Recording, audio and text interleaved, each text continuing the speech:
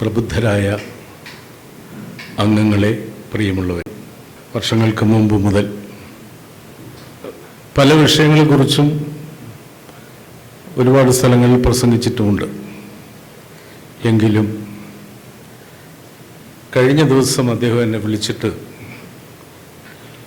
ഇങ്ങനെ ഒരു വിഷയം പറഞ്ഞപ്പോൾ എനിക്കറിയാവുന്ന എല്ലാ അടവുകളും ഉപയോഗിച്ച് ഒഴിയാൻ നോക്കിയതാണ്. ഒഴിയുക എന്ന് പറയുന്നതൊരു അടവാണ്. പക്ഷെ എനിക്ക് ആ അടവ് അത്ര വശമല്ലാത്തതുകൊണ്ടാണോ അതോ അദ്ദേഹത്തിൻ്റെ മുന്നിൽ അതൊന്നും ചെലവാകാത്തതുകൊണ്ടാണോ എനിക്കിന്ന് ഇപ്പോൾ ഇവിടെ നിൽക്കേണ്ടി വന്നിരിക്കുന്നു.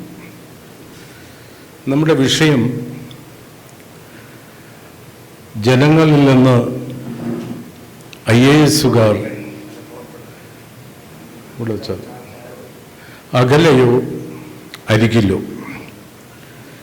അങ്ങനെ അല്ലായിരുന്നു അദ്ദേഹം പറഞ്ഞു വന്നപ്പോൾ. കാരണം വർത്തമാനകാല സജീവ സ്വഭാവമുള്ള വിഷയങ്ങൾ ചർച്ച ചെയ്യുന്ന ഒരു വേദിയാണിത്. ഇപ്പോഴാകട്ടെ IASകാർക്കിടയിൽ ഒരുപാട് പ്രശ്നങ്ങളും കലാപങ്ങളും ഒക്കെ ഉണ്ടായിരിക്കുന്നു. ഒരു ADMൻ്റെ മരണവുമായി ബന്ധപ്പെട്ട് ജില്ലാ കളക്ടർ ചർച്ചാ വിഷയമായിരിക്കുന്നു.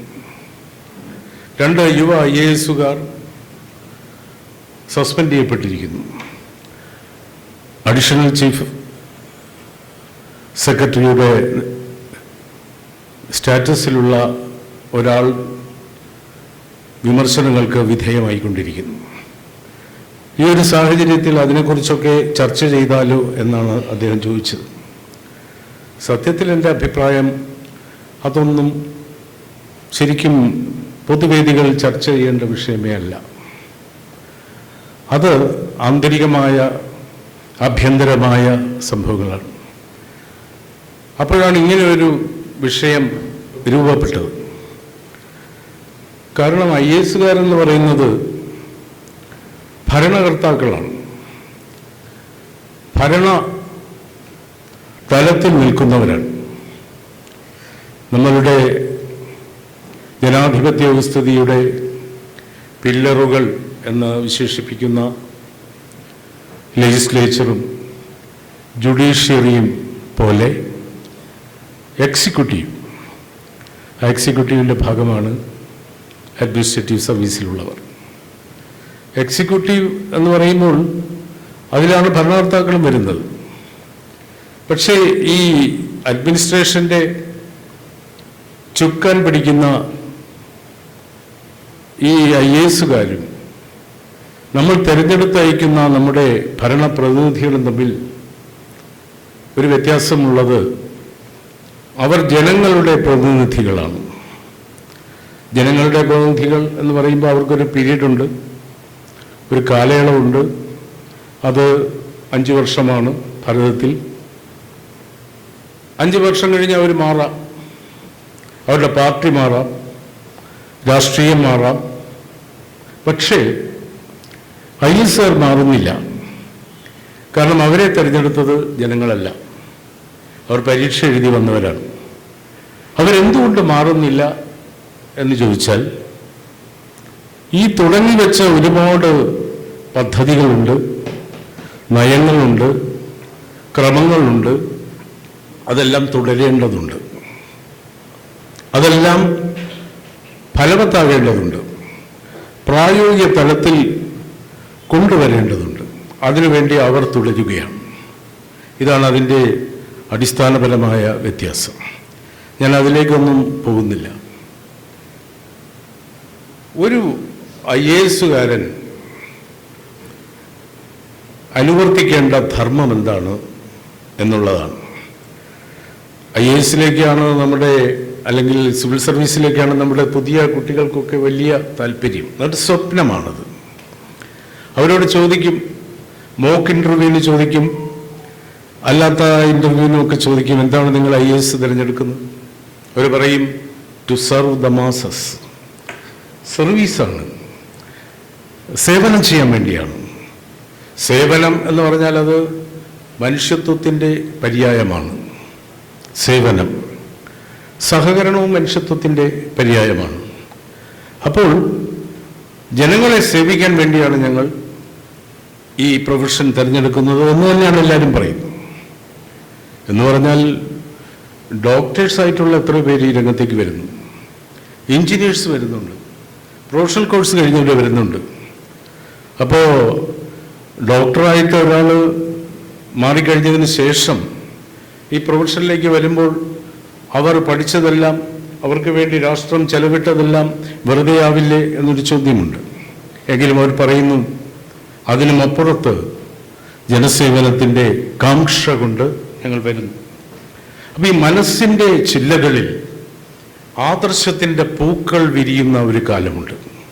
അത് യൗവനകാലത്താണ്. മനസ്സ് നിറയെ ആദർശമായിരിക്കും, യുവാക്കളുടെ മനസ്സ് നിറയെ ആദർശമായിരിക്കും. അഴിമതിരഹിതമായ ഒരു ലോകം, വികസനോന്മുഖമായ ഒരു ലോകം, സ്വപ്ന പദ്ധതികൾ കൊണ്ട് നിറഞ്ഞ ഒരു ലോകം, അതവരുടെ മനസ്സിലുണ്ട്. ആ വിധത്തിലൊരു ലോകം സൃഷ്ടിക്കണം, പുതുമകൾ കൊണ്ടുവരണം, നമ്മുടെ രാജ്യത്തെ ഉന്നതിയുടെ ഉത്തുംഗ ശൃംഗങ്ങളിൽ എത്തിക്കണം എന്നൊക്കെയുള്ള ആവേശത്തോടെയാണ് അവർ വരുന്നത്. അപ്പോൾ അങ്ങനെ വരുന്ന ആളുകൾ എങ്ങനെ അവരുടെ സേവനകാലം ഉപയുക്തമാക്കണം എന്നുള്ളതാണ് നമ്മുടെ വിഷയം. അപ്പോൾ പഴയ IAS-കാരെ നമുക്കെടുക്കാം, പുതിയ ആൾക്കാരെ നമ്മൾ ചർച്ചാ വിധേയമാക്കാതെ വിടാനും നോക്കാം. പഴയ IAS-കാർ അല്ലെങ്കിൽ IAS എന്ന് പറയുന്ന തലപ്പത്തിരിക്കുന്ന ഭരണകർത്താക്കൾ അവർ വിഷണറീസ് ആയിരിക്കണം. വിഷൻ എന്ന് പറഞ്ഞാൽ സ്വപ്നമെന്നും അർത്ഥമുണ്ട്. അവർ സ്വപ്നജീവികളായിരിക്കണം എന്നല്ല, അവർ ദീർഘദർശികളായിരിക്കണം. അവർ നയരൂപീകരണത്തിലും പദ്ധതികളുടെ ആസൂത്രണത്തിലും അവ നടപ്പിലാക്കുന്നതിലും കഴിവുള്ളവരായിരിക്കണം. അപ്പോൾ നമ്മളുടെ വിഷയത്തിൽ അവർ നമ്മളിൽ നിന്ന് അകലെയാണോ നമ്മളിൽ നിന്ന് അടുത്താണോ എന്നുള്ളതാണ് ചോദ്യം. എനിക്ക് ഓർമ്മ വരുന്നത് സ്വാമി ചിന്മയാനന്ദൻ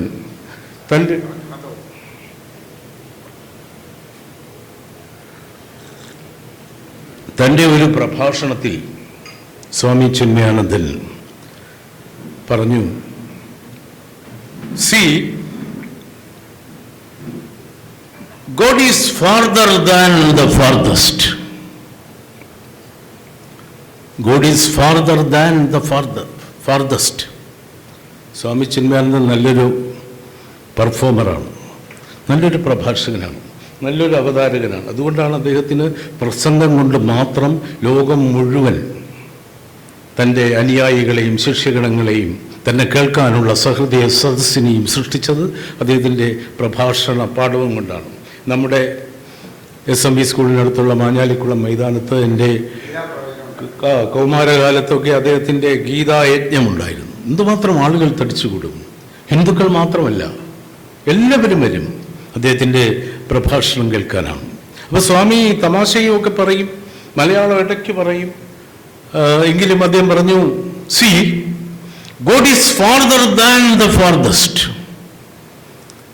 സ്വാമി പറയുകയാണ്, ശബ്ദ നിയന്ത്രണത്തോടെ പറയുകയാണ്, അതാ സ്വാമി ഞാൻ വിളിച്ചിട്ട് കേൾക്കാത്തത്. ഒരു ഭക്ത പറയുന്നതായിട്ട്, അതാ സ്വാമി ഞാൻ വിളിച്ചിട്ട് കേൾക്കാത്തത്. Is farther than the farthest. സ്വാമി പറഞ്ഞപ്പോഴല്ലേ മനസ്സിലായുള്ളൂ. അടുത്ത വാചകം, and he is nearer than the nearest. സ്വാമിയുടെ സ്റ്റൈലൊന്ന് എടുത്തതാണ്, ഞാനിങ്ങനെയല്ല. He is nearer than the nearest.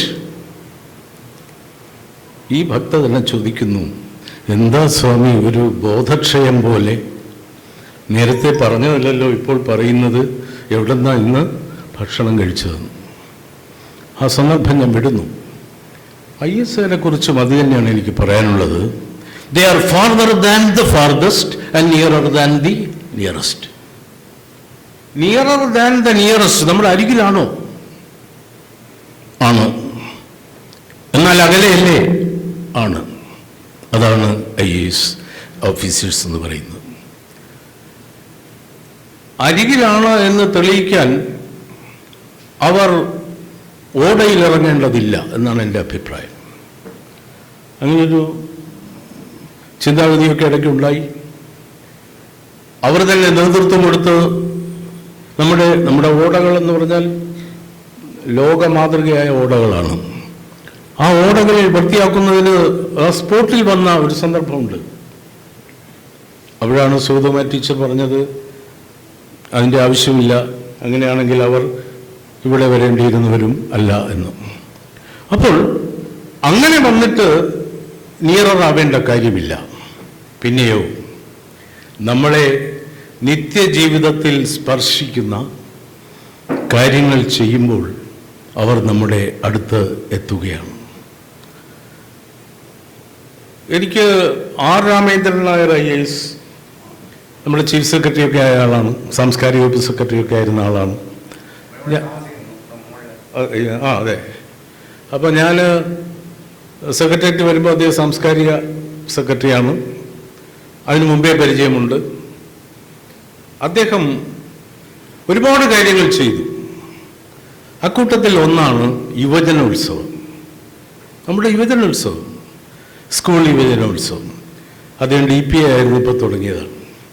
അന്ന് ഇങ്ങനൊരു ആശയം പറഞ്ഞുവല്ലോ, നയരൂപീകരണം പോലെ ആസൂത്രണം ചെയ്ത് നടപ്പിലാക്കി. ഒരുപാട് എതിർപ്പുണ്ടായിരുന്നു. പലരും പറഞ്ഞു, എന്തിനാണ് ഈ കുട്ടികളെ ഇങ്ങനെ പാട്ടും കൂത്തും നൃത്തവും ഒക്കെ ആയിട്ട് വിടുന്ന? അവരുടെ അധ്യയന സമയം കുറയുകയല്ലേ? അവർ പഠിക്കേണ്ടവരല്ലേ? അതിനൊരാഴ്ച സമയം, വിവിധ മത്സരങ്ങൾ, കവിതാ പാരായണം, പലതരത്തിലുള്ള നൃത്തരൂപങ്ങൾ, പ്രസംഗ മത്സരം, ഉപന്യാസ മത്സരം, അത് സംസ്ഥാന തലത്തിൽ. ഇതിനൊക്കെ അതിനു മുമ്പേ അത് ജില്ലാതലത്തിൽ, അതിനു മുമ്പേ അത് മേഖലാതലത്തിൽ, അതിനു മുമ്പേ അത് സ്കൂൾ തലത്തിൽ. എത്ര ദിവസങ്ങളാണ് പോകുന്നത്? അതേ ഉറച്ചു നിന്നു, അത് നടപ്പിലാക്കി. ഇപ്പോൾ അത് വളരെ ശക്തമായിട്ട് മുന്നോട്ട് പോകും. അപ്പോൾ ഒരു IAS ഓഫീസറുടെ ഇച്ഛാശക്തിയാണ്. അതുകൊണ്ട് എന്താ മെച്ചമെന്ന് ചോദിച്ചാൽ, കുട്ടികൾക്ക് ഈ പാഠഭാഗങ്ങൾ മാത്രം പഠിച്ചു പോകുന്ന കുട്ടികളെ സംബന്ധിച്ച് അവരുടെ ഉള്ളിലുള്ള വൈഭവങ്ങളെ, കലാ അഭിരുചികളെ, സിദ്ധി രൂപങ്ങളെ പൊതുജന മധ്യത്തിൽ ആവിഷ്കരിക്കാൻ, അതിനൊരു അംഗീകാരം നേടാൻ ഒരവസരമാണ്. ഇപ്പം അതിന് ഗ്രേസ് മാർക്കുണ്ട്. അങ്ങനെ കലാതിലകമായവർ, കലാപ്രതിഭയായവർ, അവർക്ക് അവസരങ്ങളുണ്ട്. ഒരു സിനിമയിൽ വരെ വരുന്നു. നോക്കണം, അതാണ് ഞാൻ നേരത്തെ പറഞ്ഞത്, വിഷണറീസ് ആയിരിക്കണം, ദീർഘദർശനം വേണം. അദ്ദേഹത്തിൻ്റെ തന്നെ മറ്റൊരു സംഭാവനയാണ് നമ്മുടെ സംസ്കൃത സർവകലാശാല, കാലടി. ഇപ്പോൾ സംസ്കൃതം നമ്മുടെ ദേവഭാഷയാണ് എന്നൊക്കെ പറഞ്ഞാൽ മതിയോ? അതിനൊരു സർവകലാശാല വേണം എന്ന് പറഞ്ഞ്. അപ്പോൾ ഈ ഓരോ തീരുമാനമെടുക്കുമ്പോഴും അതിനെതിരെ ഒരുപാട് പ്രതിരോധങ്ങളുണ്ടാവും, പ്രതികൂലമായ പ്രതികരണങ്ങളുണ്ടാവും. അതിനെയെല്ലാം ശക്തമായി നേരിട്ട് അത് നടപ്പിലാക്കി. ഡോക്ടർ ബാബു പോൾ, ഏഷ്യയിലെ ഏറ്റവും വലിയ ആർച്ച് ഡാമാണ് ഇടുക്കി. ഇടുക്കിയിലെ ആദ്യത്തെ കളക്ടറാണ്. അദ്ദേഹം എഞ്ചിനീയറിംഗ് ഗ്രാജുവേറ്റാണ്. അദ്ദേഹമാണ് ആ പദ്ധതി, അതൊരു സ്വപ്ന പദ്ധതിയാണ്, ജലവൈദ്യുത പദ്ധതി. അത് നടപ്പിലാക്കി അദ്ദേഹം. ചെറിയ കാര്യമാണോ? ഒരു IAS ഓഫീസറുടെ ഇച്ഛാശക്തിയാണ്. അതിൻ്റെ കൂടെ ഭരണകൂടം നിന്നില്ല എന്നല്ല, പക്ഷെ അതിന് നേതൃത്വം കൊടുത്തുകൊണ്ട് അത് പൂർത്തിയാക്കുന്നതിനുള്ള അലകും പിടിയും നയിച്ചത് അദ്ദേഹമാണ്. അദ്ദേഹം തന്നെയാണ് നമ്മുടെ ഇപ്പോൾ ഈ എഴുത്തച്ഛൻ അവാർഡ് കൊണ്ടുവന്നത്. മലയാള ഭാഷയുടെ പിതാവിൻ്റെ പേരിൽ ഭാഷയിൽ എഴുതുന്നവർക്കും അതിൽ സാഹിത്യം കൈകാര്യം ചെയ്യുന്നവർക്കും അതിൻ്റെ ഉന്നതിയിലെത്തുന്നവർക്കും ഒരു അംഗീകാരം, എഴുത്തച്ഛൻ അവാർഡ്. ഇപ്പോൾ ഈ അടുത്ത കാലത്ത് എഴുത്തച്ഛൻ അവാർഡ് ചില തർക്കങ്ങൾക്ക് വിധേയമാകുന്നുണ്ട്. എങ്കിൽ പോലും എഴുത്തച്ഛൻ അവാർഡ് എന്ന് പറയുന്ന അഭിമാനകരമായ ഒരു അവാർഡ് അദ്ദേഹം കൊണ്ടുവന്നു. വല്ലാർപാടം കണ്ടെയ്നർ പദ്ധതി അദ്ദേഹത്തിൻ്റെതാണ്. അദ്ദേഹത്തെ ഞാൻ 90കളിൽ വളരെ സൗഹൃദപരമായി ഇൻ്റർവ്യൂ ചെയ്തിട്ടുണ്ട്. അന്ന് അദ്ദേഹത്തിൻ്റെ മേശപ്പുറത്ത് എപ്പോഴും ഒരു ഫോട്ടോ ഇരിപ്പുണ്ട്, ഒരു ചെറിയ ഫോട്ടോ. ഞാനത് കണ്ടു. ഞാൻ ചോദിച്ചു, ഈ ഫോട്ടോ? അപ്പോൾ ഒരു സവിശേഷമായ വേഷം ധരിച്ച ഫോട്ടോ ആയതുകൊണ്ടാണ് ഞാൻ ചോദിച്ചത്. എൻ്റെ പിതാവാണ് എൻ്റെ ഗുരു. എൻ്റെ പ്രഭാഷണത്തിലെ ഗുരുവും എൻ്റെ പിതാവാണ്. അദ്ദേഹം എന്നോട് പറഞ്ഞിട്ടുണ്ട്, നിന്നെ ഉപദ്രവിക്കുന്നവരെ നീ ഓർമ്മിക്കണമെന്നില്ല, മറന്നേക്കുക. നിന്നോട് ഉപകാരം ചെയ്തവർ, നിനക്ക് ഉപകാരം ചെയ്തവർ അവരൊരിക്കലും മറക്കരുത്. അങ്ങനെ എന്നെ നയിക്കുന്ന മാർഗദീപമാണ് എൻ്റെ പിതാവ്. അതുകൊണ്ട് എനിക്ക് ട്രാൻസ്ഫർ ആകുമ്പോൾ പിതാവിനും ട്രാൻസ്ഫർ ആകും. പിതാവിനെ ഞാൻ പുതിയ സ്ഥലത്ത് കൊണ്ടുവയ്ക്കും. അങ്ങനെ ഇത് എൻ്റെ സർവീസിലെ 13ാമത്തെയോ 14ാമത്തെയോ ട്രാൻസ്ഫർ കഴിഞ്ഞ് വന്നിരിക്കുക പിതാവ്. ഈ ബാബു പോൾ, അദ്ദേഹം മലയാള ഭാഷയെ അത്യധികമായി സ്നേഹിച്ചിരുന്നു എന്നറിയാമല്ലോ. അദ്ദേഹം ഫയലിലൊക്കെ മലയാളത്തിലാണ് എഴുതുന്നത്. എത്ര IAS ഓഫീസേഴ്സ് ഫയലിൽ മലയാളത്തിൽ എഴുതുന്നു എന്ന് ആലോചിക്കേണ്ടതാണ്. പലരും എഴുതുന്നില്ല, അവർക്ക് അതാണ് ശീലം. ഇദ്ദേഹം എല്ലാം മലയാളത്തിൽ എഴുതുള്ളൂ. ഒരു ഫയലിൽ അത് എഴുതി, ചന്ദ്ര ഒന്ന് നേരിൽ ഉദിക്കുമോ അതേ ഫോണിൽ വിളിക്കുമോ? ചന്ദ്ര എന്ന് പറഞ്ഞാൽ ചന്ദ്രശേഖരൻ നായർ, വേറൊരു സെക്രട്ടറി. അദ്ദേഹം ഒരു ഫയലിൽ ഡിസ്കസ് ചെയ്യാൻ വരുമോ അതോ ഫോണിൽ വിളിക്കുമോ എന്നാണ് ചോദിച്ചത്. ചന്ദ്രനായതുകൊണ്ട് പേര്, ചന്ദ്രനായതുകൊണ്ട് ചന്ദ്ര നീ നേരിൽ ഉദിക്കുമോ അതേ ഫോണിൽ വിളിക്കുമോ? എല്ലാത്തിലും ഒരു നർമ്മബോധം സൂക്ഷിച്ചിരുന്നു അദ്ദേഹം. അത് ഈ ഓഫീസേഴ്സിനൊക്കെ നല്ലതാണ്, ഒരു നർമ്മബോധം ഉണ്ടാവുക. അതുകൊണ്ടാണല്ലോ മഹാത്മാഗാന്ധി പറഞ്ഞത്, എനിക്ക് നർമ്മബോധമില്ലായിരുന്നെങ്കിൽ ഞാൻ 1000 തവണ ആത്മഹത്യ ചെയ്യുമായിരുന്നു എന്നാണ്. പല ആത്മഹത്യകളും നർമ്മബോധം ഉണ്ടെങ്കിൽ ഒഴിവാക്കാം. ഈ ഒരിക്കൽ പറഞ്ഞപ്പോൾ ഓർമ്മ ഒന്നാണ്, നമ്മുടെ ഈ BSNLന്റെ ഫോൺ നമ്പറുകൾ ഇങ്ങനെ മാറിക്കൊണ്ടേയിരിക്കും. ഇപ്പം മൊബൈൽ ഫോൺ ഉള്ളതുകൊണ്ട് BSNLലെ ലാൻഡ് ഫോണൊന്നും പല വീടുകളിലും ഇല്ല. എനിക്കൊരു ലാൻഡ് ഫോണുണ്ട്, മിക്കവാറും അത് അസുഖമായിട്ട് കിടക്കുകയാണ്, ശബ്ദിക്കുന്നില്ല, തളർവാദം എന്തോമാണ്. കൂടെ അതിന് ശരിപ്പെടുത്തും, വീണ്ടും പോകും. പക്ഷേ ഈ BSNL ഒരു വലിയ ആവശ്യമായിരുന്ന ഒരു കാലമുണ്ടായിരുന്നു. BSNL ഫോൺ കിട്ടാനൊക്കെ 3-4 വർഷം ബുക്ക് ചെയ്തിട്ട് ഞാനൊക്കെ കാത്തിരുന്നിട്ടുണ്ട്. 6 അക്ക നമ്പറാണെന്ന്. ഞങ്ങളുടെ സെക്രട്ടേറിയറ്റ് നമ്പർ ഇപ്പോഴും ഓർമ്മയുണ്ട്, 67676. 5 അക്ക നമ്പർ, 6 അല്ല, അതിനു മുമ്പ് 5 അക്ക number, 67676. Professor M. Krishnan Nair എന്താവശ്യമുണ്ടെങ്കിലും ഞാൻ വിളിക്കുമായിരുന്നു. അദ്ദേഹത്തോടുള്ള അടുപ്പം മാത്രം കൊണ്ടല്ല, അദ്ദേഹത്തിൻ്റെ നമ്പർ 67677 ആണ്. ഇപ്പം ഞാൻ എവിടെയും റെഫർ ചെയ്യണ്ട, ഇത് 67676 ആണല്ലോ, 67677 വിളിക്കും. വിളിച്ചാലോ കൃഷ്ണൻ നായർ എന്ന് പറഞ്ഞാണ് അദ്ദേഹം ഫോൺ എടുക്കുന്നത്. എനിക്കത് രസമായിട്ട് തോന്നി. അടുത്ത ദിവസം രാവിലെ എന്നെ ഒരാൾ വിളിച്ചു, സുദർശൻ, സോറി റോങ് നമ്പർ എന്ന്. നമുക്ക് പറഞ്ഞിട്ടില്ല, അയാൾ ഫോൺ വെച്ച് കളഞ്ഞു. അപ്പോൾ ഇങ്ങനെ 5 അക്ക നമ്പറുള്ള സമയത്ത് അതിനെ മാറ്റി 6 അക്ക നമ്പറാക്കി. അപ്പോൾ എല്ലാവരുടെയും നമ്പർ മാറി. ശ്രീ ബാബു പോളിന് അദ്ദേഹത്തിന് കിട്ടിയ നമ്പർ 44 55 44. അന്ന് വൈകുന്നേരം ഒരു മീറ്റിങ്ങിൽ, അന്ന് രാവിലെ നടന്നൊരു സംഭവം അദ്ദേഹം പറയുകയാണ്. VGT ഹാളിലെ ഒരു മീറ്റിങ്ങിൽ നമ്മുടെ നമ്പറൊക്കെ മാറി. എനിക്ക് കിട്ടിയ നമ്പർ കേൾക്കണ്ടേ, 44 55 44. ഞാൻ നോക്കിയപ്പോൾ എൻ്റെ ബോഡി സ്റ്റാറ്റിസ്റ്റിക്സ് ആണത്. നെഞ്ചളവ് 44, വേറെ അളവ് 55, ഇടുപ്പളവ് 44. ഇത് അവരെങ്ങനെ അറിഞ്ഞു? എനിക്ക് മാത്രമാണോ ഇങ്ങനെ? അപ്പോൾ വരുന്നു സ്റ്റെനോഗ്രാഫ് വരുന്നു, ശ്രീദേവി വരുന്നു. ഗുഡ് മോർണിംഗ് സാർ എന്ന് പറഞ്ഞ് ശ്രീദേവി വരുന്നു. ശ്രീദേവി, നമ്പറൊക്കെ മാറിയോ? മാറി സാർ. ഇപ്പോഴത്തെ നമ്പർ എങ്ങനെയാണ്?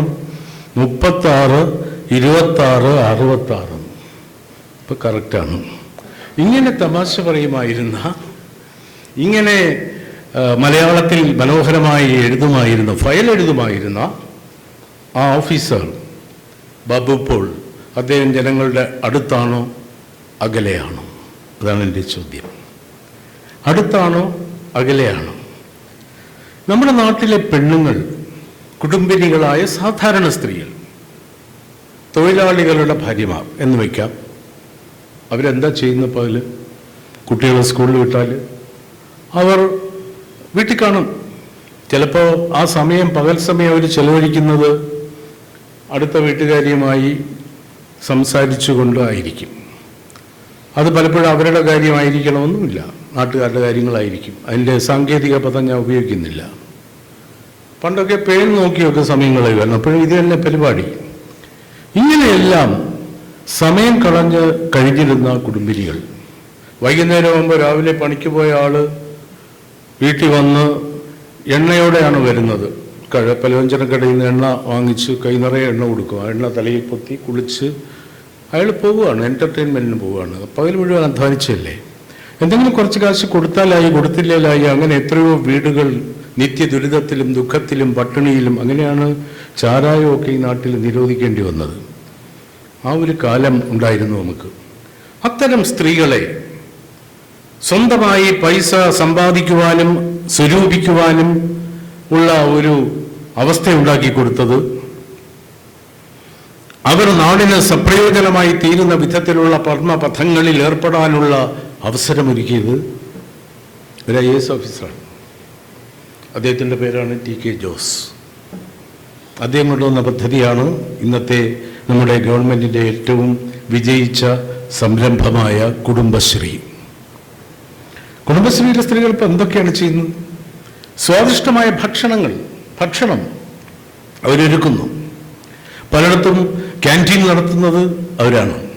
ക്യാൻറ്റീൻ എന്ന് പറയുമ്പോൾ നമുക്കൊരു സങ്കല്പമുണ്ട്, വടയും വാഴയ്ക്കപ്പമുള്ള ക്യാൻറ്റീൻ. പക്ഷേ ചിലയിടത്തൊക്കെ പോകുമ്പോൾ ഈ സ്ത്രീകൾ തന്നെ കൊണ്ടുവന്ന്, നമ്മൾ മീറ്റിങ്ങിനൊക്കെ പോകുമ്പോൾ അവർ തന്നെ കൊണ്ടുവന്ന് നല്ല വേഷം ധരിച്ച പെണ്ണുങ്ങൾ വന്നിട്ട് ഇലയപ്പമൊക്കെ കൊണ്ടുവയ്ക്കുകയാണ്.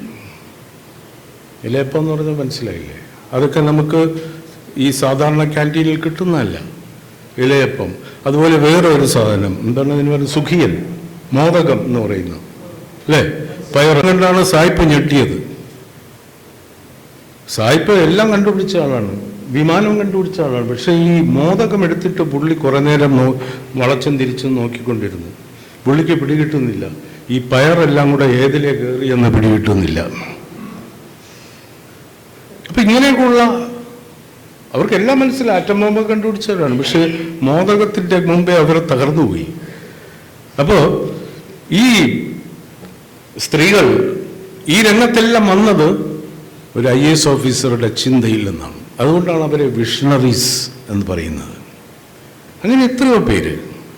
CP നായർ സാറാണെങ്കിൽ അദ്ദേഹം വളരെ എഫിഷ്യൻ്റായിട്ടാണ് അദ്ദേഹം ഏറ്റെടുത്ത ഓരോ കാര്യങ്ങളും ചെയ്യുന്നത്. അതുപോലെ K ജയകുമാർ അദ്ദേഹം ശബരിമലയുടെ സ്പെഷ്യൽ ഓഫീസറായിരുന്ന ഒരു കാലമുണ്ടെന്നാണ് എൻ്റെ ഓർമ്മ. അന്ന് എല്ലാം ഇവർക്കെല്ലാം കിട്ടുന്നത് അഡീഷണൽ ആയിട്ടുള്ള ദൗത്യങ്ങളാണ്. അതെല്ലാം ഏറ്റെടുത്ത് ചെയ്യാൻ അവർക്ക് കഴിയും. അതാണ് അവരും അല്ലാത്തവരും തമ്മിലുള്ള ഒരു വ്യത്യാസം. നമുക്കൊരു ചെറിയ ദൗത്യം തരുമ്പോൾ തന്നെ നമ്മളെ കൊണ്ട് പറ്റുന്നില്ല. നമ്മൾ ഹോളിഡേയിലും വരുന്നു, ചിലപ്പോൾ വീട്ടിലും ഫയല് കൊണ്ടുപോകുന്നു. അവർക്ക് എത്രയോ വകുപ്പുകൾ അഡീഷണലായിട്ട് കൊടുക്കുമ്പോഴും എല്ലാം ഭംഗിയായിട്ട് കൊണ്ടുപോകാൻ കഴിയും എന്നുള്ളത് അവരുടെ ആ കാലിബർ ആണ്, അവരുടെ ഒരു പ്രത്യേകതയാണ്. അതുകൊണ്ടാണ് രാജ്യത്തെ ഏറ്റവും കർക്കശമായ പരീക്ഷ നടത്തി അവരെ തിരഞ്ഞെടുക്കുന്നത്. ജയകുമാർ സാറിനെ കുറിച്ച് പറയുമ്പോൾ എനിക്ക് ഓർമ്മ വരുന്നത്, ഒരിക്കൽ ഒരു വർഷാരംഭത്തിലുള്ള ഒരു മീറ്റിംഗ്. ഇപ്പോൾ എല്ലാ സ്റ്റാഫിനെയും വിളിച്ചു കൂട്ടി അദ്ദേഹം കുറേ കാര്യങ്ങൾ പറഞ്ഞു. എന്താണ്, നമുക്ക് ഈ വർഷം വളരെ മാതൃകാപരമായിട്ട് ഈ വകുപ്പ് കൊണ്ടുപോകണം, നമ്മളെല്ലാം കൃത്യസമയത്ത് വരണം.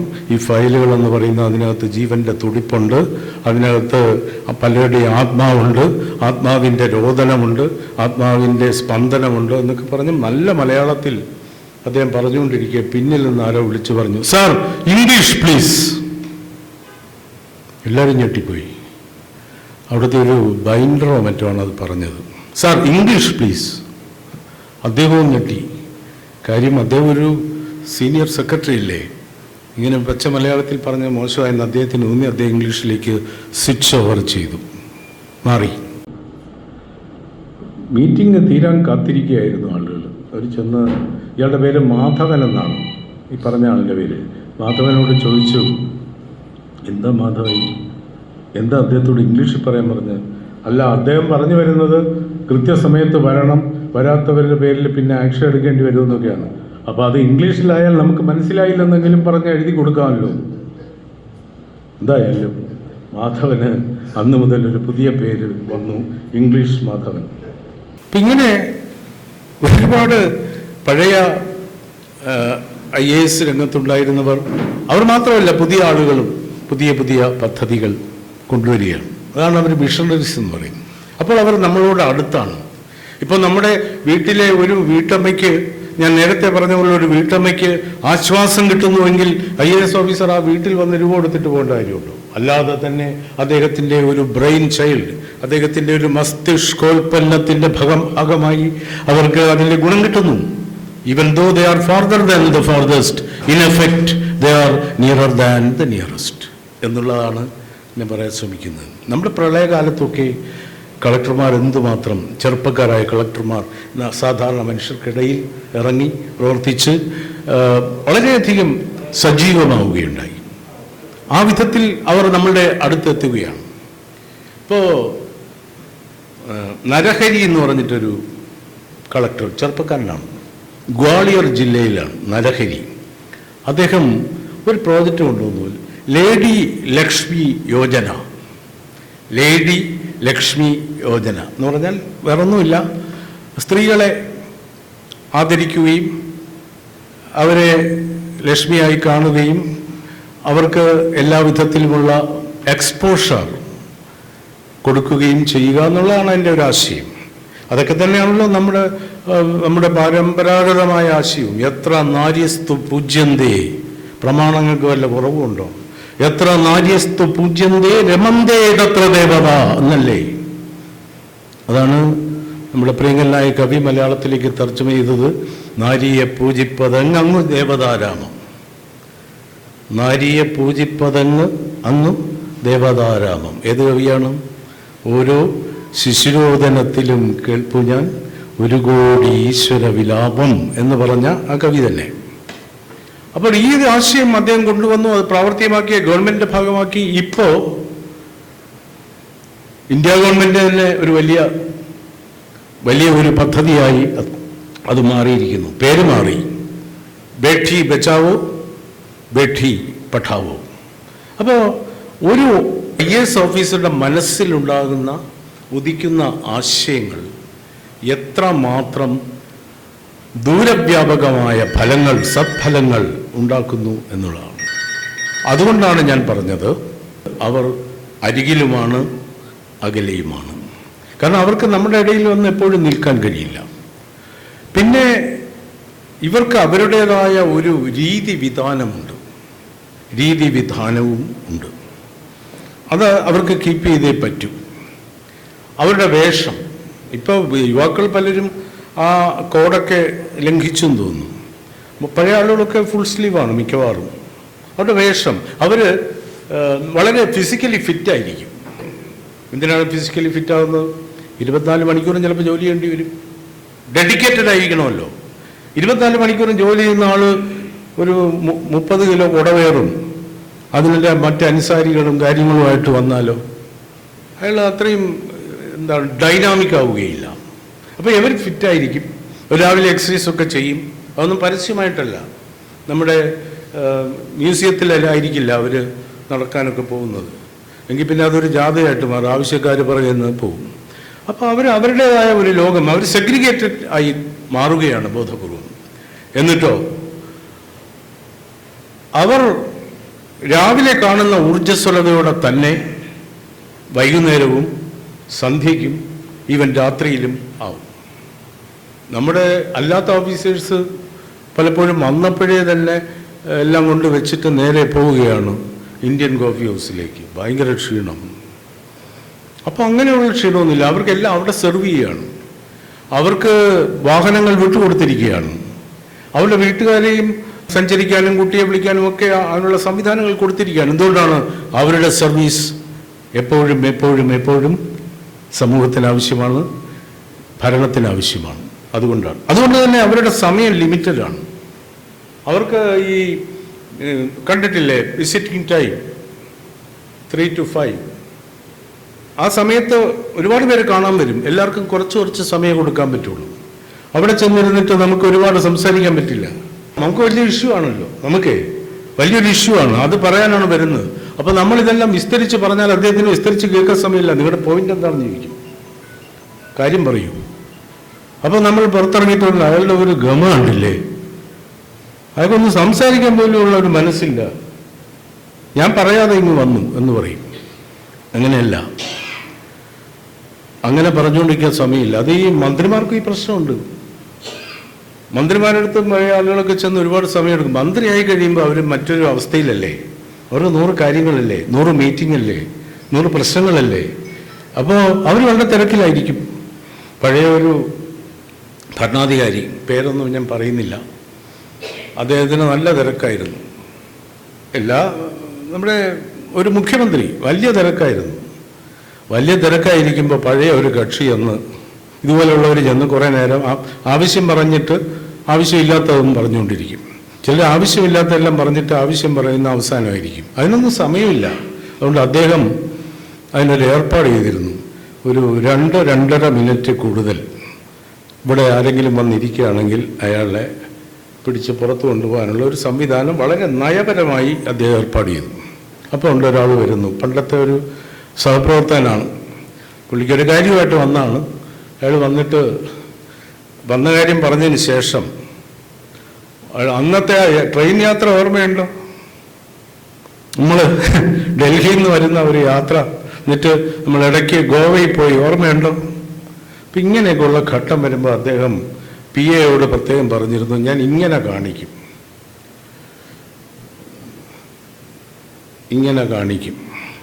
ഇങ്ങനെ കാണിക്കുമ്പോൾ ഇടപെട്ടോളണം.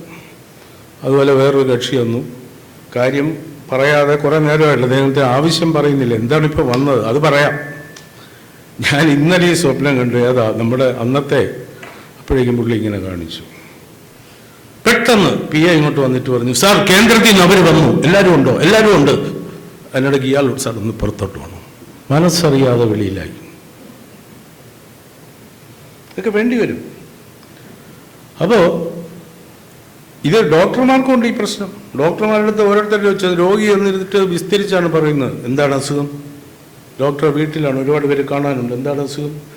കഴിഞ്ഞ ദീപാവലിക്കാണ് ഇതിൻ്റെ തുടക്കം. എങ്ങനെ? കഴിഞ്ഞ ദീപാവലിയില്ലേ, കഴിഞ്ഞ ദീപാവലി നവംബർ, അതെ, എന്താണ് അസുഖം. അന്നാണ് ഈ രോഗം പൊട്ടിപ്പുറപ്പെട്ടത് എന്ന മട്ടിലിരിക്കുകയാണ്. പണ്ട് പൈ ഡോക്ടർ കണ്ടിരിക്കുമല്ലോ, അദ്ദേഹം കേൾക്കുമായിരുന്നു, രോഗി പറയുന്നതെല്ലാം കേൾക്കുമായിരുന്നു. കാരണം ഈ രോഗത്തിൻ്റെ വിത്ത് എവിടെ കിടക്കുന്നെന്ന് മുഴുവൻ കേട്ടാലേ അറിയാൻ പറ്റൂ. അദ്ദേഹം കേൾക്കുമായിരുന്നു. അതുകൊണ്ട് അദ്ദേഹത്തിന് ഇപ്പോഴും പഴയ ആളുകൾ നല്ല ഡോക്ടർ, ദൈവത്തിൻ്റെ മുഖച്ഛായയുള്ള ഡോക്ടർ എന്നാണ് പറയുന്നത്. ഇപ്പോഴത്തെ ഡോക്ടർക്ക് അങ്ങനെ കേൾക്കാനും ഒക്കില്ല. കാരണം അദ്ദേഹത്തിൻ്റെ മുമ്പ് എന്തുണ്ട്? CCTV ഉണ്ട്. CCTVയിൽ നോക്കുമ്പോൾ ഇയാൾ ഇതൊക്കെ ദീപാവലി എന്നും ബക്രീദ് എന്നൊക്കെ പറയുമ്പോൾ അത് CCTV നോക്കുമ്പോൾ 10-62 പേര് വന്നിരിക്കുകയാണ്, ദ്രോഹി അഴിച്ച് പോകുന്നുമില്ല, ദീപാവലിയും. അപ്പോൾ അത് നമ്മൾ ഈ സമയം അറിഞ്ഞ് പെരുമാറാതെ അദ്ദേഹം ജനപ്രിയനല്ല എന്ന് പറഞ്ഞിട്ട് കാര്യമില്ല. അപ്പം ജനക്ഷേമകരമായി പെരുമാറണം, ജനങ്ങളുടെ വികാരങ്ങൾ മനസ്സിലാക്കണം. ഓരോ ഫയലിനും ഓരോ ജീവിതമുണ്ട് എന്ന് പറഞ്ഞില്ലേ, ആ ജീവിതത്തിൻ്റെ തുടിപ്പുകളുണ്ട്, അത് ഉൾക്കൊണ്ട് വേണം അതിൽ ഒപ്പിടാൻ. ഞാൻ ആരോഗ്യവകുപ്പിലിരിക്കുമ്പോൾ, അഡീഷണൽ സെക്രട്ടറിയായിട്ട് ഇരിക്കുമ്പോൾ 5 വർഷം അങ്ങനെ ഇരിക്കാനുള്ള ഭാഗ്യം, അമൂല്യമായ ഭാഗ്യം എനിക്കുണ്ടായി. ഇരിക്കുമ്പോൾ ഒരു ചെറുപ്പക്കാരനും കുറേ പെൺകുട്ടികളുമായിട്ട് എപ്പോഴും കാണാൻ വരും. അവർ ലിസ്റ്റിലുള്ളവരാണ്, PSCയുടെ ലിസ്റ്റിലുള്ളവരാണ്. എന്താണ് അവരുടെ വിഷയം എന്ന് പറഞ്ഞാൽ, അവരെല്ലാം MSc ഫാർമസി എന്തോ കഴിഞ്ഞാണ്. അതിൻ്റെ ലെക്ചറർ ലിസ്റ്റിൽ, അസിസ്റ്റൻറ്റ് പ്രൊഫസറുടെ ലിസ്റ്റിൽ ഉള്ളവരാണ്. അവരെ കൂടെ എടുക്കണം. ലിസ്റ്റ് തീരാറാവുന്നു, അവരെ കൂടെ എടുക്കണം. അപ്പോൾ അതിൻ്റെ ഫയലൊക്കെ പോയി ഓരോരുത്തരായിട്ട് വരുന്ന വേക്കൻസികൾ എടുക്കുന്നു. എടുത്ത് ഒരു ദിവസം ഈ ചെറുപ്പക്കാരൻ മുറിയിൽ വന്നതും പൊട്ടിക്കരഞ്ഞതും ഒത്തിരുന്നു എൻ്റെ മുമ്പിൽ. ഞാൻ ഇരിക്കാൻ പറഞ്ഞു. അങ്ങനെ ചില ആവലാതിക്കാർ വരും. സ്ത്രീകളാണെങ്കിൽ പറയുകയും വേണ്ട, ആ ഓഫീസർ ഇപ്പോൾ സസ്പെൻഷനിലായെന്ന് ചോദിച്ചാൽ മതി. ഞാൻ പറഞ്ഞു, എനിക്ക് എന്താണ് പ്രശ്നം സാർ? ആ ലിസ്റ്റ് ക്യാൻസലായി സാർ, ഈ ആഴ്ച ക്യാൻസൽ ആവുകയാണ്. എല്ലാവരെയും എടുത്തു, എന്നെ മാത്രം എടുത്തില്ല സാർ. എനിക്കിത് 30ാമത്തെ വയസ്സാണ്, കല്യാണവും നടന്നില്ല, ഏതാണ്ടൊക്കെ ആയി ഈ ലിസ്റ്റ് കയറുമെന്നും പറഞ്ഞ് എല്ലാം ഉറപ്പിച്ച് വെച്ചിരിക്കുന്നു. അത് പോക്കാണ്, ഞാൻ ഇനി ജീവിക്കുന്നില്ല സാറെന്ന് പറയും എൻ്റെ അടുത്ത്. എന്തു ചെയ്യാൻ പറ്റില്ല, PSCയുടെ ലിസ്റ്റല്ലേ. അപ്പം ഞാൻ ഇയാളുടെ ദുഃഖം കണ്ട് അല്ലാതെയായി. സംഭവം എന്താണെന്ന് ചോദിച്ചാൽ, ഇതേ പോസ്റ്റിലിരിക്കുന്ന പ്രൊഫസറുടെ മറ്റോ പോസ്റ്റിലിരിക്കുന്ന ഒരാൾ ലീവ് എടുത്ത് ഗൾഫിലാണ് കഴിഞ്ഞ 20 വർഷമായിട്ട്. എന്ന് പറഞ്ഞാൽ 5 വർഷത്തേക്കാണ് ലീവിന് കൊടുക്കുന്നത്. വീണ്ടും 5 വർഷം കൂടെ കിട്ടി. അത് കഴിഞ്ഞ് ആരുടെയും അനുവാദമില്ലാതെ പുള്ളി ഗൾഫിൽ നിൽക്കുക. എന്നിട്ട് ഇപ്പോൾ വന്ന് ജോയിൻ ചെയ്യണമെന്ന് പറഞ്ഞു. വലിയ പ്രഷർ, മുകളിൽ നിന്നൊക്കെ വിളിക്കുന്നു. അയാൾക്ക് കയറിയിട്ട് പെൻഷനാകണം. അയാളുടെ ഫയലോടെ ഇരിപ്പുണ്ട്.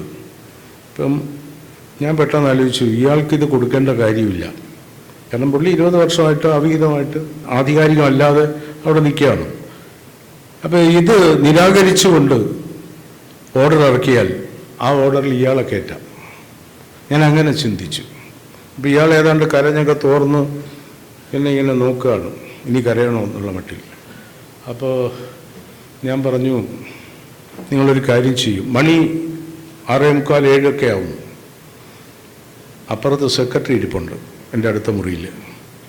അവിടെ ഒന്ന് കയറണം. കയറിയിട്ട് ഇവിടെ കരഞ്ഞില്ലേ, ഇതിനേക്കാൾ നന്നായിട്ട് ഇവിടെ കരഞ്ഞത് പോട്ടെ, അത് പോരാ, കുറച്ചുകൂടെ നന്നായിട്ട് ഏങ്ങലടിക്കാൻ അറിയോ? അത് സീരിയസ് ആയി. ഏങ്ങലടിക്കണോ സാർ? ഏങ്ങലടിച്ച് നെഞ്ചത്തടിക്കണോ സാർ? അത് വേണ്ട. ഏങ്ങലടിച്ച് അകത്ത് കയറി കരഞ്ഞ് കാര്യം പറയും.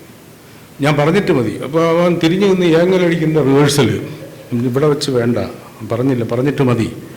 എന്നിട്ട് ഞാൻ മറ്റേ ഫയലെടുത്ത് അപ്പം തന്നെ എഴുതി, ഇയാളിത് അർഹിക്കുന്നില്ല. ഈ പോസ്റ്റേ പുള്ളിക്ക് ഇനി റീജോയിൻ ചെയ്യേണ്ട ആവശ്യമില്ല. മറിച്ച് PSCയുടെ ലിസ്റ്റ് അവസാനിക്കുകയാണ്. ഈ ലിസ്റ്റിലുള്ള ഒരാളിനെ കൂടി എടുത്താൽ അത് കുറച്ചുകൂടി ഇൻ എഫക്റ്റ് ഫലവത്താകും എന്ന് പറഞ്ഞ് ഫയലെഴുതി. ഞാൻ എൻ്റെ CA കൊണ്ട് അദ്ദേഹത്തിൻ്റെ CA വിളിപ്പിച്ച് ഈ സംഭവം പറഞ്ഞ്, ഇത് സാറിൻ്റെ കയ്യിൽ നേരിട്ട് കൊടുക്കണം, ഏറ്റവും മുകളിൽ കൊണ്ട് വയ്ക്കണം, ഫയൽ നോക്കിക്കൊണ്ടിരിക്കുക എന്ന് പറഞ്ഞിട്ട് അതുകൊണ്ട് വെച്ചു എന്നറിഞ്ഞതിന് ശേഷം ഇയാൾ അങ്ങോട്ട് പറഞ്ഞു വിട്ടു, മറക്കരുത്, ഏങ്ങലടിച്ചോളണം. അയാൾ അകത്ത് കയറി കുറച്ച് കഴിഞ്ഞ് തിരിച്ചു വന്നു. സാർ ഒരുവിധം നന്നായിട്ട് തന്നെ ചെയ്തു. അപ്പോൾ അദ്ദേഹം എന്ത് പറഞ്ഞു? അദ്ദേഹം ഒന്നും പറഞ്ഞില്ല. ഞാൻ നോക്കാം എന്ന് പറഞ്ഞു. വളരെ ഗൗരവപ്രവൃത്തമുള്ള സെക്രട്ടറിയാണ്, വളരെ ഗൗരവപ്രവൃത്തം. ഞാൻ നോക്കാം. ഞാൻ പറഞ്ഞു, ഇവിടെ ഇരുന്നിട്ട് കാര്യമില്ല. അദ്ദേഹം ഇറങ്ങുമ്പോൾ അവിടെ ഒരു ബെഞ്ച് ഇട്ടിട്ടുണ്ട് ആവശ്യക്കാർക്ക് വേണ്ടി. ആ ബെഞ്ചിൽ ഇരിക്കണം. ചുമ്മാ ഇരുന്നാൽ പോരാ, പാലം ഇടിഞ്ഞതുപോലെ ഇരിക്കണം. പാലം ഇടിയുമ്പോൾ പാലത്തെ ചെയ്ത കൺട്രാക്ടർ ഒരു ഇരിപ്പിരിക്കുമല്ലോ, അതേപോലെ ഇരിക്കണം. അദ്ദേഹം ഒരു അരമണിക്കൂറോ 1 മണിക്കൂറോ കഴിയുമ്പോൾ ഇറങ്ങി വരും. അപ്പോൾ ഇത് കാണണം. ഇരിക്കാൻ പറഞ്ഞു. അവൻ പോയി. അപ്പോൾ എൻ്റെ ഡ്രൈവർ പറഞ്ഞു, സാർ ഒരുത്തൻ ആത്മഹത്യയുടെ, അവയിതൊന്നും അറിഞ്ഞില്ല, ആത്മഹത്യയുടെ വക്കീലാണെന്ന് തോന്നുന്നു, കിടക്കുന്നു, എഴിക്കുന്നു, ഇരിക്കുന്നു. ഞാൻ പറഞ്ഞു, അവൻ ഓവർ ആക്ട് ചെയ്തുകൊണ്ടിരിക്കുകയാണ്. കുറച്ച് കഴിഞ്ഞ് പുള്ളി കയറി വന്നു. സാർ എന്തായി? സെക്രട്ടറി ഇറങ്ങിയപ്പോൾ എന്നെ കണ്ടു. ഞാൻ മനഃപൂർവ്വം തലപൊക്കി നോക്കാതെ ഇങ്ങനെ ഇരുന്നു, ചെറുതായിട്ട് ഏങ്ങലടിച്ചു സാർ. അപ്പോൾ സെക്രട്ടറി വന്ന് തോളി തട്ടിയിട്ട് പറഞ്ഞു, വിഷമിക്കണ്ട എന്ന് പറഞ്ഞിട്ട് പോയെന്ന് പറഞ്ഞു. ഞാൻ അപ്പുറത്തെ ഓഫീസിൽ വിളിക്കാൻ തുടങ്ങുമ്പോൾ CA കൊണ്ടുവരും, സാർ തന്ന ഫയൽ ഒപ്പിട്ട് തന്നു, ഇയാളെ നിയമിക്കാൻ. അപ്പോൾ ഞാനിത് ഈ സംഭവം പറഞ്ഞത് എന്തിനാണെന്ന് ചോദിച്ചാൽ, അദ്ദേഹത്തിൻ്റെ ആർദ്രത കണ്ടോ, അലിവ് കണ്ടോ, ദുഃഖം കണ്ടപ്പോൾ പ്രതികരിച്ചത് കണ്ടോ? അതാണ് വേണ്ടത്. ഒരു ഭരണാധികാരികൾക്ക് വേണ്ട ഒരു കാര്യമാണത്. എന്ന് വെച്ചാൽ അദ്ദേഹം അലിഞ്ഞില്ല. അദ്ദേഹം കൂടെ വേണമെങ്കിൽ എങ്ങനടിക്കാമെന്നുള്ളതേ ഉള്ളൂ. അങ്ങനെ കല്യാണവും മുടങ്ങൂടെ എന്നൊക്കെ ചോദിക്കാമെന്നുള്ളതേ ഉള്ളൂ.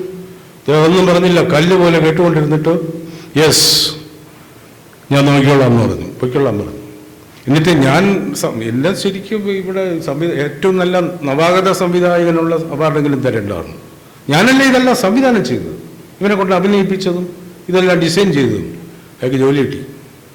അപ്പം ഈ ഒരു മനസ്സ് അനുകമ്പയുടെ, ആർദ്രതയുടെ, കാരുണ്യത്തിൻ്റെ, കരുതലിൻ്റെ, ചേർത്തു നിർത്തുന്നതിൻ്റെ, ആത്മനൊമ്പരങ്ങൾ അറിയുന്നതിൻ്റെ ഒരു മനസ്സ് എല്ലാ ഭരണാധികാരികൾക്കും ഉണ്ടാകേണ്ടതാണ്. അപ്പോൾ അതൊക്കെയാണ് ഇവരെ കൂടുതൽ ജനകീയരാക്കുന്നത്. അപ്പോഴാണ് അവർ അവരുടെ ദൗത്യം ധാർമ്മികമായി നിർവഹിക്കുന്നത്. അതിന് പബ്ലിസിറ്റി ഒന്നും വേണ്ട. പലർക്കും ഹിഡൻ ഐഡന്റിറ്റി. അവർ പൊതുജന സമക്ഷത്തിൽ ഇപ്പോൾ ഇന്നാളാരോ ഒരു വരദോഷി എന്നോട് ചോദിച്ചു, സാറേ ഇപ്പോൾ ഈ കളക്ടർമാരും ബ്രോക്കർമാരാണോ? എങ്ങനെ കളക്ടർമാർ ഇപ്പം ബ്രോക്കർമാർ? കാരണം കളക്ടർ ബ്രോ എന്നല്ലേ പറയുന്നത്. നമ്മൾ സാക്ഷരതയൊക്കെ നേടിയെങ്കിലും ഒരാൾക്ക് അങ്ങനെ ഒരു സംശയം വന്നു. അതിൻ്റെ ഒന്നും ആവശ്യമില്ല. അവർ ചെയ്യേണ്ട സമയത്ത് ചെയ്യേണ്ടത് ചെയ്താൽ മതി. പക്ഷെ പലപ്പോഴും പലരും വളരെ ടെൻസ്ഡ് ആയിരിക്കും. അത് അവരുടെ ജോലിയുടെ ഒരു ഭാഗമാണ്. ഹൈപ്പർ ടെൻഷനിലായിരിക്കും.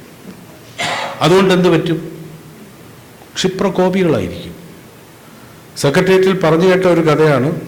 അത് നടന്നതാണോ എന്ന് എനിക്കറിഞ്ഞുകൂടാ. ഒരു ഓഫീസർ അയാളുടെ സെക്രട്ടറിയോട് ചെന്നിട്ട് പറഞ്ഞു, sir, I am the only hard working officer in this department. അയാൾ എന്നെ പറയുകയാണ്, സാർ, ആളൊക്കെ ഒഴിഞ്ഞ് അദ്ദേഹം വളരെ ശാന്തനായിരിക്കുന്നു. ഫയൽ നോക്കുന്ന സമയത്ത് എന്ന് പറഞ്ഞു, sir, I am the only hard working officer in this department. Who told this nonsense, sir? You are useless, sir. You are totally waste, sir. Get out, sir. വല്ല കാര്യമുണ്ട്. അത് അദ്ദേഹത്തിൻ്റെ മനസ്സിലുള്ള ആ അഭിപ്രായം അദ്ദേഹം ഗുപ്തമാക്കി വെച്ചിരിക്കുകയായിരുന്നു, പ്രകടിപ്പിക്കാതെ. ഇവൻ ചെന്ന് അതിനെ തൊട്ട് പൊട്ടിച്ചു. അതുകൊണ്ട് സംഭവിച്ചാണ്. അപ്പോൾ ഇതൊക്കെ സംഭവിച്ചു പോകുന്നത് അതൊരു ദുഷ്പേരായി അദ്ദേഹത്തിൻ്റെ സ്വഭാവത്തിൻ്റെ ഒരു ഇതായിട്ട് പറയാൻ പാടുണ്ടോ? അതൊക്കെ സംഭവിക്കും. പക്ഷേ ഇവർക്ക് ഈഗോ ഇല്ലെന്ന് ഞാൻ പറയുന്നില്ല. നല്ല ഈഗോ ഉണ്ട്. ഒരിക്കൽ ഒരു വൈസ് ചാൻസലറെ, ആ വകുപ്പിൻ്റെ, ഉന്നത വിദ്യാഭ്യാസ വകുപ്പിൻ്റെ സീനിയർ സെക്രട്ടറിയാണ്, സെക്രട്ടറിക്ക് സംസാരിക്കണം. അപ്പം അദ്ദേഹം സാധാരണ PA, രണ്ടുപേരുണ്ട്, PAയും ഉണ്ട് CAയും ഉണ്ട്. അന്ന് PA ഇല്ലായിരുന്നു. PA ആണ് സാധാരണ വിളിച്ചു കൊടുക്കുന്നത്. CA ആണ് വിളിച്ചു കൊടുത്തത്. അപ്പം അദ്ദേഹം ബെല്ലടിച്ചിട്ട് പറഞ്ഞു, വൈസ് ചാൻസലറെ കണക്ട് ചെയ്യുമെന്ന് പറഞ്ഞു. വൈസ് ചാൻസലറെ കണക്ട് ചെയ്യും. ഇവരെന്ത് ചെയ്തു? ഇവർക്ക് വൈസ് ചാൻസലർ എന്ന് പറഞ്ഞാൽ വലിയ ആളല്ലേ. നമ്മളൊക്കെ കോളേജിൽ പഠിക്കുമ്പോൾ വൈസ് ചാൻസലർ കാണാൻ പറ്റുമോ? വൈസ് ചാൻസലർ കാറിലിങ്ങനെ വരും, അങ്ങനെയൊക്കെ അല്ലേ. പക്ഷേ വിളനിലം എന്ന് പറഞ്ഞൊരു വൈസ് ചാൻസലർ ഉണ്ടായിരുന്നു. അദ്ദേഹത്തിൻ്റെ കാറിലിങ്ങനെ വരാൻ അദ്ദേഹത്തിന് പറ്റിയില്ല. കാറൊക്കെ തടയുകയായിരുന്നു, അല്ലേ? വിളനിലം. ഞാൻ BJT ആളുടെ ഒരു പുതിയ കവിത എഴുതി ഞാൻ വായിക്കുകയാണ്. ONV ഒക്കെ ഉള്ള വലിയൊരു വേദി. ഞാൻ ചെറുപ്പമാണ്, ഞാൻ വായിക്കുകയാണ്. ഇരച്ചിറങ്ങുന്നു, മഴയെക്കുറിച്ചാണ്. നിനച്ചിരിക്കാതെ മഴ വിളിക്കുന്നു, മുടിയും ചിക്കി വന്നു നരങ്ങുണർത്തുന്നു, ചിലമ്പണിഞ്ഞുടൻ നടനമാടുന്നു, കരയിൽ ഉത്സവ തിമിർപ്പ് വീശുന്നു. എന്നിട്ട് നോക്കിയപ്പോൾ ആളുകൾക്ക് ഒരു രസിക്കുന്ന ഒരു മട്ടാണ്. നമുക്കൊരു ആത്മവിശ്വാസമായി. ഇരച്ചിറങ്ങുന്നു നിരത്തിലും വിളനിലത്തിലും മനപ്പരപ്പിലും മഴ. വിളനിലത്തിലെന്ന് കേട്ടതും കൂട്ടച്ചിരിയായി. എനിക്കൊന്നും മനസ്സിലായതുമില്ല. ആളുകൾ ഒരേ ചിരി. ഞാൻ വല്ല അനാവശ്യവും പറഞ്ഞു. ഇരച്ചിറങ്ങുന്നു, പഴയ ശക്തിയില്ല. നിരത്തിലും വിളനിലത്തിലും എന്ന് പറഞ്ഞാൽ വീണ്ടും ചിരി. വൈസ് ചാൻസലർ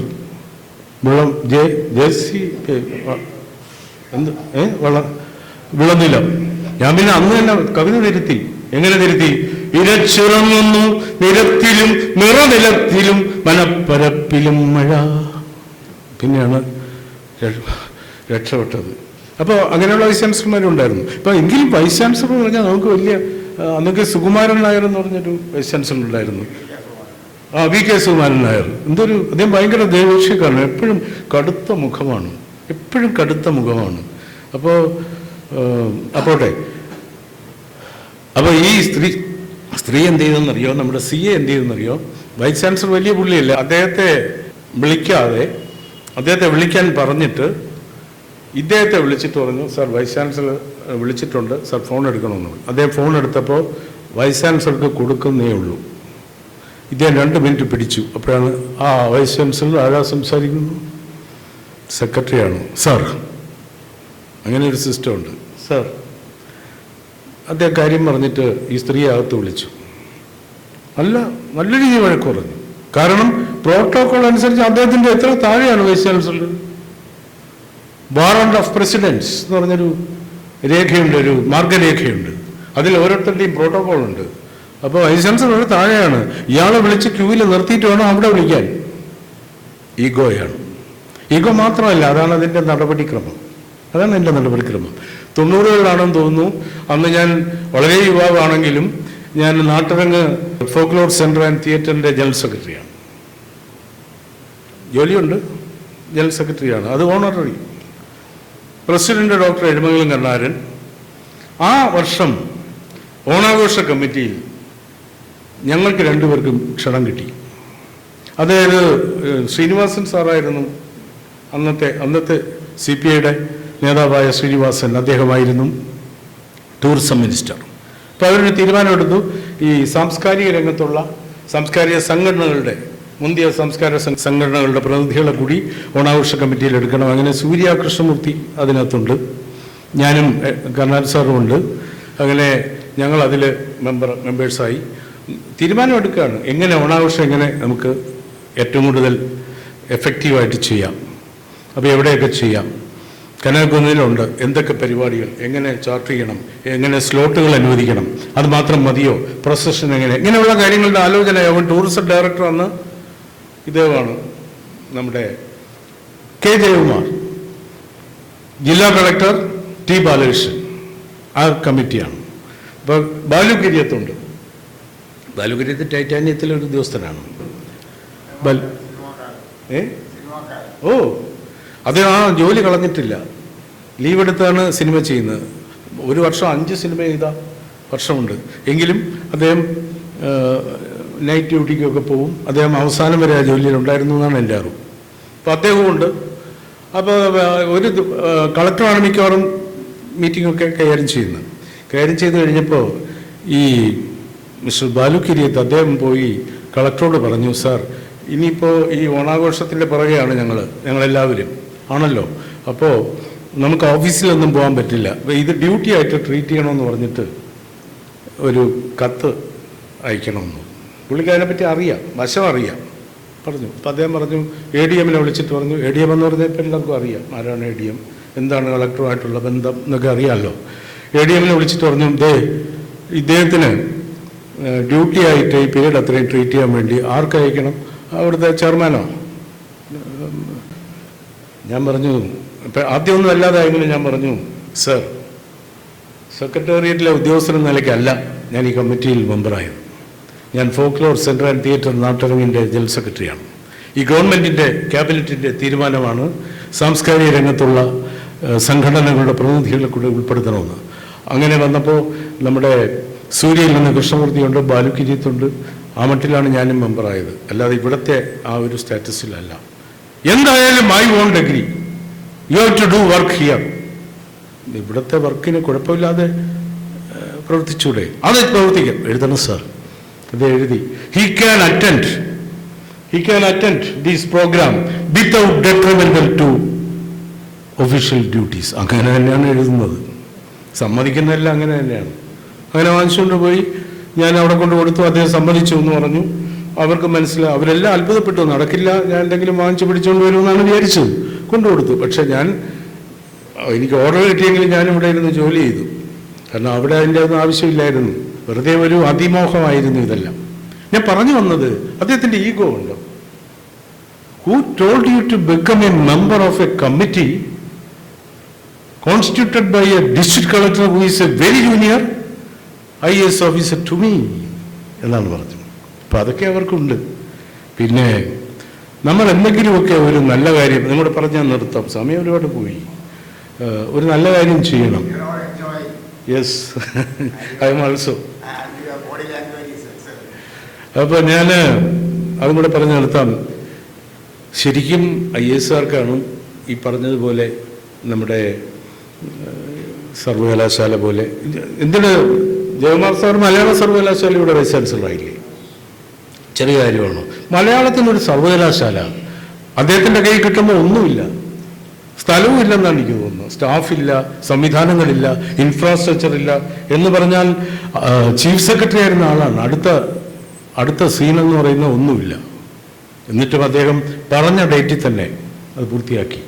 പറഞ്ഞ ഡേറ്റിനേക്കാൾ മുമ്പേ പൂർത്തിയാക്കിയൊന്നും സംശയമുണ്ട്. അതൊക്കെയാണ് അവരുടെ എഫിഷ്യൻസി എന്ന് പറയുന്നത്.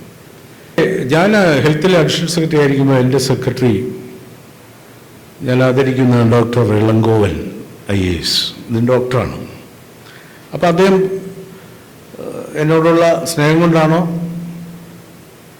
എന്തുകൊണ്ടാണോ എന്നിലുള്ള വിശ്വാസം കൊണ്ടാണോ പലതും എന്നെ ഏൽപ്പിച്ചു. നമ്മുടെ RCCയിലെ ഡോക്ടർമാരെ പ്രൊഫസർമാരുടെ ഇൻ്റർവ്യൂ ബോർഡ് ചെയർമാനാക്കി എന്നെ.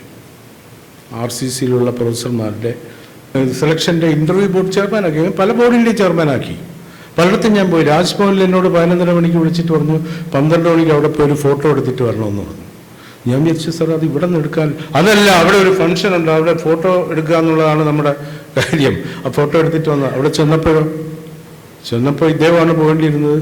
അവിടെ നമ്മളൊരു ഇൻട്രൊഡക്ടറി സ്പീച്ച് നടത്തണം, രാജ്ഭവനിലെ പ്രൊസീജിയേഴ്സാണ്, അങ്ങനെയൊക്കെയാണ്. അങ്ങനെ ഇരിക്കുന്ന സമയത്ത് നമ്മുടെ ഹാർട്ട് ഫൗണ്ടേഷൻ എന്ന് പറഞ്ഞൊരു ഫൗണ്ടേഷനുണ്ട്, കാർഡിയോളജി ഡിപ്പാർട്ട്മെൻറ്റിലാണ് ഹാർട്ട് ഫൗണ്ടേഷൻ.